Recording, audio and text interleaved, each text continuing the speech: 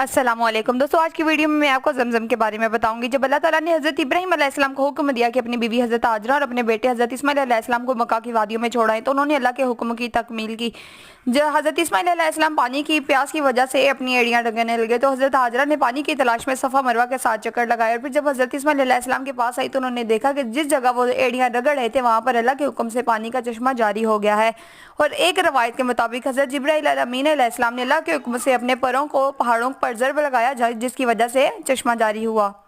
फिर हज़रत इस्माइल अलैहिस्सलाम और हज़रत हाजरा ने वहाँ से पानी पिया और वो पानी के बहाव को रोकने के लिए उन्होंने फरमाया जमजम, यानी कि रुक जा। और इस तरह आबे जमजम को आबे जमजम कहा जाने लगा। इसे बहरे इस्माइल भी कहा जाता है। दोस्तों, आबे जमजम के फजाइल के बारे में बात की जाए तो फरमाने मुस्तफ़ा सल्लल्लाहु अलैहि वसल्लम है कि आबे जमजम उसी मकसद के लिए है जिसके लिए उसे पिया जाए, यानी कि आबे जमजम को पीते वक्त जो भी दुआ मांगकर उसे पिया जाए वो कबूल होती है।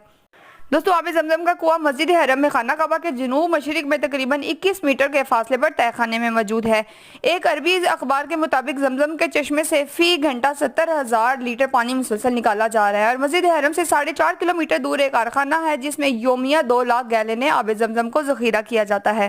साइंसी तहकीक के मुताबिक आबे जमजम में sodium, calcium, magnesium, potassium, chloride और फ्लोराइड वगैरह पाए जाते हैं, जो न सिर्फ बड़ी बड़ी बीमारियों को दूर करते हैं बल्कि तवानाई भी देते हैं।